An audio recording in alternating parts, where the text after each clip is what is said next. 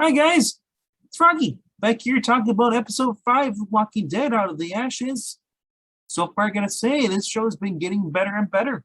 I'd say this probably about the what probably the best season since what 7, 8 when Negan was and the Saviors were introduced. I'm really liking the show, and yeah, let's just jump right into it.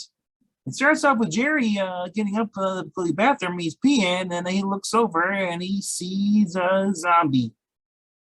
For those who have been following, the Alexandria has been based since the Whisper War has been falling apart. The wall is falling over. They're out of tools. They're out of food.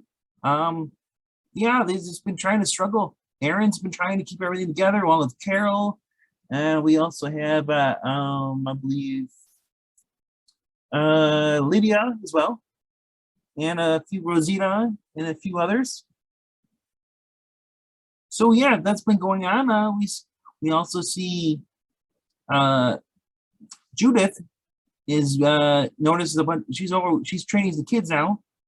She's all got wooden swords. She's basically training them how to basically stab walkers in the head. Plant their feet perfectly. She looks over and she sees there's a panel that originally fell over that they put back up had a hole in it. So the walk and it's got a piece of board, going over it. And there's these kids over there. They're trying, like, they're basically there's a zombie sticking its head through the window, and they're putting their hand where it, like, and they're just goofing around. These three boys, obviously idiots. I'm surprised no adults have like yelled at them or just hit them once their head, because they're definitely older. They're like 14, 15, or 12, somewhere around there. And yeah, turns out, and for those who don't know, that there's a little zombie boy sticking his head through there. That's actually the guy who plays Negan. That's Jeffrey D. Morgan's that in Burton. That's their son. So he got to be a make-up stuff. So a little guest appearance came on the show. So anyway, yeah, he goes over there and the kid, Julie confronts him. Hey, tell him it's dangerous. Get away from there. And they kind of tell her shut up. And he's like, it's like, and the kid brings up basically how she has somebody that even her mom abandoned her, Michonne. And Judith pulls her freaking like a little katana thing on puts in the kid's neck, and he quickly shuts up. And then he calls her a psychopath and kind of walks away. Of course, this has some later repercussions in the episode when she comes in. She sees that the painting, there's a little wooden art thing that she did with Carl. So they looked at her handprints on his board. Somebody smashed it. She confronts the kid, and he says, "I didn't do anything." He's like, Rosita sees her crying on the steps, and basically then talks to her, comforts her. She goes in. I forget what her name is. There's this, I think it is Gracie that goes and helps her. And she basically says, hey, I'll help you put it back together, and then Judith's son, or it's actually Judith's brother can also help us. So basically, a little group of friends, they all try to cheer up. Meanwhile, Negan and Maggie are over in the woods. They finally meet at the place where it's supposed to meet, and they find some food. And Negan's like, you know what? You're not going to listen to this, but I think everyone's dead. We're better off. If you want to wait, we can wait to sundown. And then by then, if no one shows up, we need to leave. Because at this point, it's just him and Maggie. We don't know where, where Gabriel is, if he's even alive. The last we know of a couple episodes, he shot a guy in the head, or I don't think he shot him. I think he stabbed him. Yeah, he stabbed. Yeah, he killed. Anyway, he killed one of the Reapers.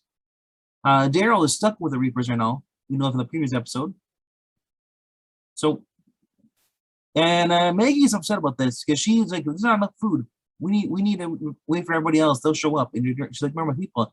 And Negan says, "Dude, you're so bullheaded. You don't understand this. They could already be dead. The longer we wait here, the Reapers will find us." So they kind of butt heads a little bit, and Negan says, "Fine, we'll wait the sundown." And it starts to get dark now, and just before that, Negan says, "Screw this. I'm taking the food we have here, and I'm going back to Alexandria." So, and she's like, "You can't do that." He's like, "Well, guess what? Either you kill me or not. I'm not going to play this game. We're adults here. Either act on it or don't act on it. Don't make threats." And just as he's about to leave, Gabriel walks in.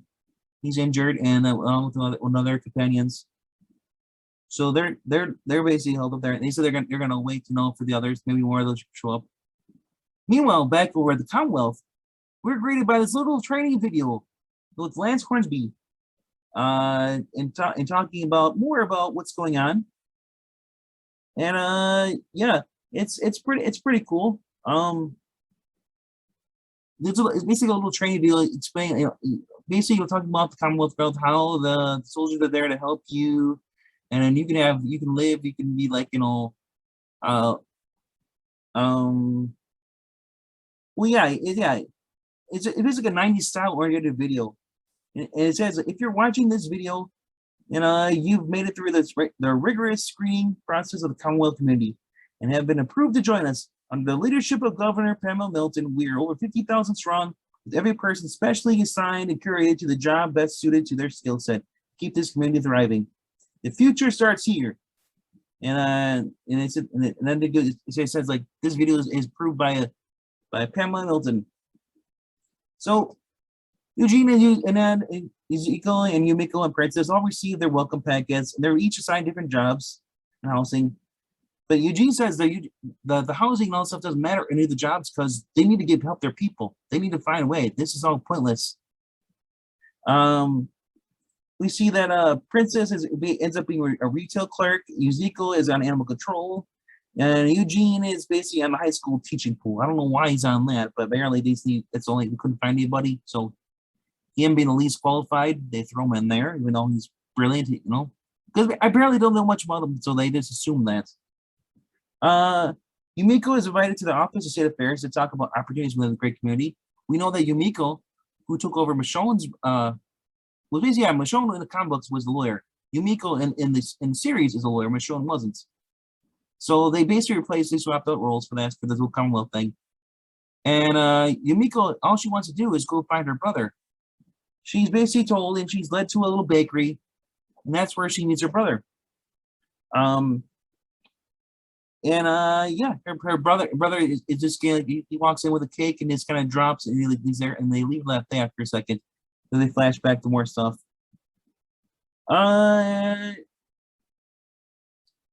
Okay, that's what's going over there, and yeah. Basically at the Commonwealth again, it cuts back to there. Yumiko is when she's down after she talks to her brother, that's going on. They have he talks about, he said he's a surgeon and he's happy there, and she's like, well, he wasn't he found out that he used to be a surgeon his old life, and Yumiko wanted him to be, why didn't you tell me, but you can save his lives? And he's like, I don't want that stress. I just love baking. Let me do that all day. You always control life. She's like, fine, whatever. Back at Alexandria, Aaron leaves with Lydia and Carol, and I forget, and yeah, Jerry. They go to the hilltop because they figure maybe there's blacksmith tool there.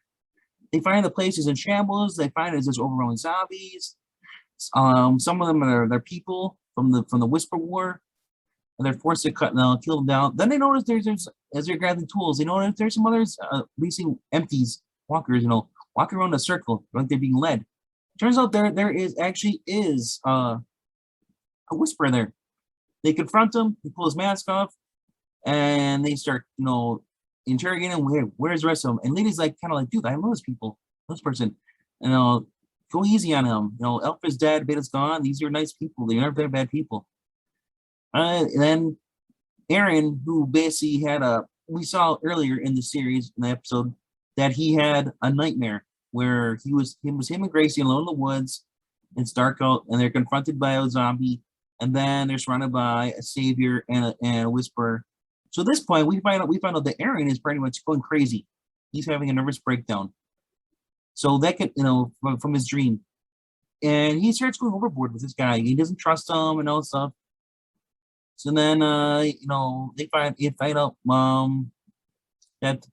Well, basically what they're gonna do, they're gonna throw him into the cell until they figure out what they're doing. When they go down there, they're confronted. There's a bunch more people hiding down there, and Aaron gets even more like, "You lied to us. You said there was no one here." He's like, "Oh, fine." And then Jerry finds Bailey, the girl that he liked, He finds her scarf that was taken away from Alexandria after Alexandria was burned down. So they're all just kind of get like hypocritical. Like they're all like, oh, saviors and all, and like we're bad. The whispers are bad. Aaron is becoming a prick. Carol's kind of going around with it, which is ironic though. Lydia is kind of the kind of starts like, dude, it's enough. Uh, in order to save his people, the Whisper guy, he ends up taking a knife and slices at basically at Aaron, causing a distraction. The rest of them run away. Then Aaron takes him up, instead of stabbing him, ties him up, gets a walker and has it held back by a pitchfork run through its back, through its chest. And he keeps moving closer and closer, telling like, hey, where is the rest of your people? Where are they going? What's you guys planning? I don't trust you. Finally, gets leading, like, dude, protesting, and then the guy gets bitten by the walker. And Aaron's like, well, you better tell me you only have a little time left, for your turn. And the guy's like, what do you want me to tell you? Like, you told you everything. And the guy is, I'm buying the guy's act. I don't think it's an act. I think he's actually innocent. I think Aaron's just a dick. Which is really shocking because when we first met him, back those seasons ago, he was actually a really nice person. You can see how his world has changed in these few seasons. And so Lydia just says, like, he's like, you guys are hypocrites, You say they're bad, and she calls them on it. I love that. She's like, I'm not gonna be a part of this crap anymore.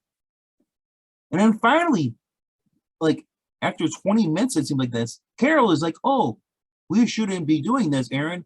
You're not doing this for right reasons. You're doing this, out of revenge. And she's like, I acted the same way with Henry. So don't go down this path. I don't know. There's no excuse for this crap. I don't know why they wrote this in there and have him having a nervous breakdown about Gracie randomly. This is because I guess the stress, the food and all getting in him. Maybe that's him starving. He's always going crazy, desperate. So eventually, after Carol is, they let the guy go. They chop off his hand, or he actually gives him a knife. Aaron says, "I can chop off your hand for you. Or you can do it yourself." They basically go to show him, and they don't show his hand getting removed, but they do show that the guy is in there. His hand's bound up. Carol gives him a basket full of mushrooms, and Lydia apologizes to him, and he says, like, I apologize to you. It's like, so kind of a happy ending a little for that guy. I mean, the fact that he lost his hand, it still pisses me off. But yeah, overall, like I said, this has been a really good show. Oh, I should point out, Eugene actually got Stephanie because they need to get back to word to Alexandria. But they ran into because Stephanie is in charge of basically the radio and stuff, the communications. She snuck them in there, and Eugene contacted Rosita. But then, they talked for a little bit, and then something, went wire, and they couldn't get through anymore. Mercer came in. Mercer slammed him on the ground, arrested him. Princess kind of tried to flirt with him to begin with to keep him from going inside the building. And then, all of them got arrested. So Yumiko, Ezekiel, and Princess and Eugene were all arrested. Run trial there, And then the dude from the video, Lance Hornby, I think it is, comes in and says, you know what? They're fine. Let them go. And then Stephanie shows up, and says, and she's like, Lance is a nice guy. You can trust him, but there's going to be repercussions, even though you're doing this. So be prepared. And because the whole thing is that Eugene wants to help his people. Let's cut to the red tape, and they all were told, even Unique was told, it'd take like several weeks.